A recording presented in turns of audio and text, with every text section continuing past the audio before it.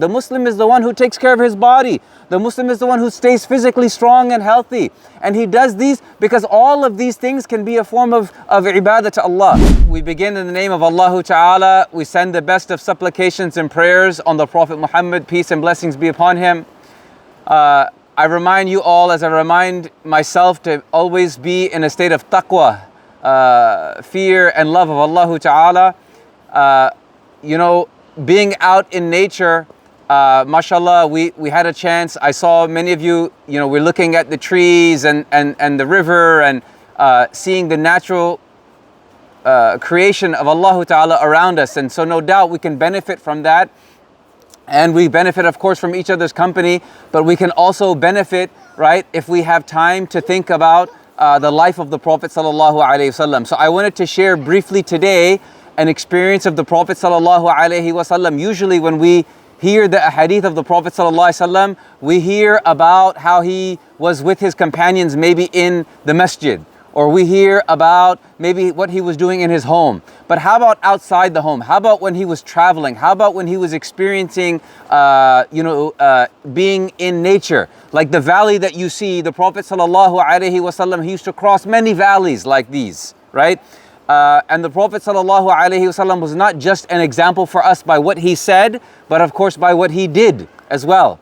And so one beautiful, very short story that I wanted to share with you was when the Prophet Sallallahu Alaihi Wasallam, roughly in the second year of Hijrah, right, he leaves Al-Madinah Munawwara and he goes on a journey through many valleys. He crosses many valleys and he's on his journey towards the plains of Badr. Right? We was talking to our community about that yesterday. The Prophet Sallallahu Alaihi Wasallam, Abdullah ibn Mas'ud, he says that kunna yawm Badr, that we were with the Prophet Sallallahu Alaihi Wasallam on the day of Badr.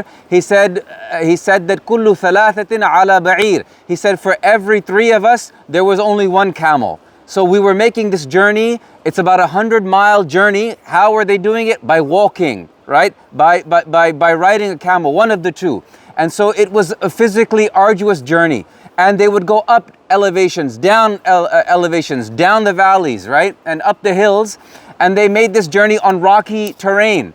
And it happened to be in the blessed month of Ramadan. We know that this is the first Ramadan that the Muslims actually fasted. So it was a challenging journey, arduous, right? And so along that journey, they were taking turns riding this camel. Now, yesterday I shared with some of the brothers one of the statements of the Prophet ﷺ. Today I wanted to share two of the things he said during this journey, right? And the first thing is that when it came, the Prophet ﷺ, he's riding on the camel, his time came to an end. And the time is to switch. The time is to change. Who rides the camel? The Sahaba said, no, Prophet ﷺ, we don't want to ride the camel. You're riding the camel. You should continue to ride the camel. The Prophet ﷺ, he said that ma antuma bi aqwa minni. This is the first statement I want to reflect on. The Prophet ﷺ said that ma antuma. He was talking about the two companions that were with him, who was Ali ibn Abi Talib and Abu Lubaba. He says that you two, right, are not stronger than me, right? Ma antuma bi aqwa minni, right? What does that mean? Why would the Prophet ﷺ say that to his companions? We learn from that, right, that the Prophet ﷺ, again, he was also, right, he wasn't somebody who was just preaching to people, right, but through his life habits, the way he used to carry himself, he says that you are not stronger than me. In other words, I'm physically capable. I'm physically capable of walking these valleys, walking these hills, right? Walking this tough terrain. Even if I'm in a state of fasting, I can do it. And there's a great lesson for that, is that Allah Ta'ala, right, He guided this ummah to not just behavior in the masjid, but outside the masjid. The Muslim is the one who takes care of his body. The Muslim is the one who stays physically strong and healthy. And he does these because all of these things can be a form of ibadah to Allah, a form of obedience to Allah Ta'ala. The way even he takes care of himself physically. And so the Prophet ﷺ, he was able to accomplish so many of these things in his life, right? Because he was very balanced, right? And we find a beautiful example that the Prophet ﷺ is making this 3 to 4 day journey outside with his community, and he says to them that I'm not in need of special treatment. I'm physically capable. I've maintained also my body, of course, by the pleasure and will of Allah Ta'ala.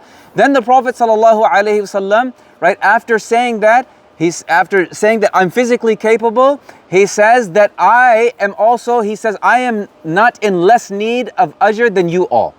This is the second statement that he makes. In other words, he's saying that I also want to go through challenges, and I also want to basically strive in the path of Allah Ta'ala. So if that means walking, I'm willing to walk, right? And that shows the humbleness and humility of the Prophet Sallallahu Alaihi Wasallam, right? Where he's also, even though he is the one who's the Prophet of Allah, the last of messengers, the one whose prior sins are forgiven, right? He never thinks that that's enough.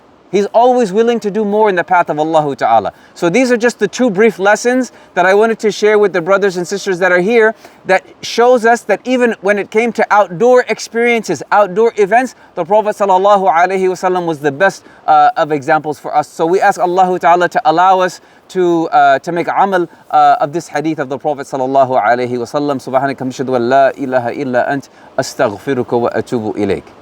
Inshallah. Wa iyyak. إن شاء الله.